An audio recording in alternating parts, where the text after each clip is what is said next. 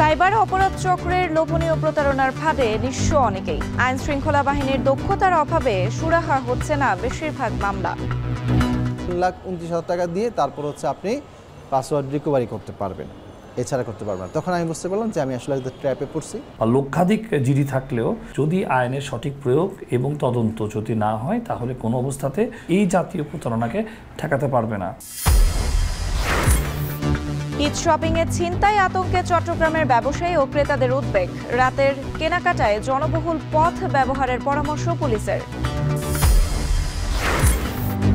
3বার মেয়াদ বাড়িয়েও নড়াইলে নবগঙ্গা নদীর 2টি সেতু নির্মাণ হয়নি। 13 কিলোমিটার পথ ঘুরতে হচ্ছে 25 কিলোমিটার, ভোগান্তিতে লাখো মানুষ।